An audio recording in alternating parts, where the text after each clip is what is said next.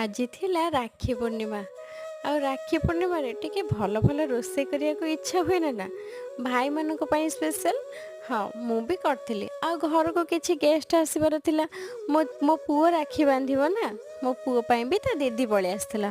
ଆଉ ମୋ ସାନ ଭାଇକି କହିଥିଲି ତୁ ଟିକେ ଆସିବୁ ନା। ମୋତେ କହିଥିଲା ହଁ ଦେଖିଆ ସମୟ ହେଲେ ଯିବି। ମୁଁ କହିଥିଲି ନାଇଁ ନାଇଁ ତୁ ଆସିବୁ।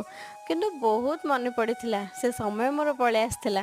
ବୋଉ ଦିନେ କହୁଥିଲା କାହିଁକି ସାନ ଭାଇର ତୋର ଏତେ ମାଡ଼ଗୋଳ ହଉଛ, ତୁ ବାହା ହେଇ ସାରିଲା ପରେ ସିଏ ତ ଶାଶୁଘରକୁ ଯିବ ନା। ମୁଁ କହୁଥିଲି ନା ନା ସିଏ ମୋ ଶାଶୁଘରକୁ ଯିବା ଦରକାର ନାହିଁ, ମୁଁ କ'ଣ ରହିପାରିବିନି। ଯାହା ହଉ ମୋ କଥା ମାନିକି ସେ ଟିକେ ପଳେଇ ଆସିଥିଲା। ଆଉ ଏଇ ଯେଉଁ ତିନି ଜଣକୁ ଦେଖୁନାହାନ୍ତି, ଏଇ ତିନି ଜଣ ହେଉଛନ୍ତି ଯେଉଁ କୁହନ୍ତିନି ଭାଇ ଛାଡ଼ିକି ଯିବୁ ଆଉ 3 ଦିନ ତୁ ଦିଅର ପାଇବୁ। ଇଏ ହେଉଛନ୍ତି ସେଇ 3 ଜଣ ଦିଅର।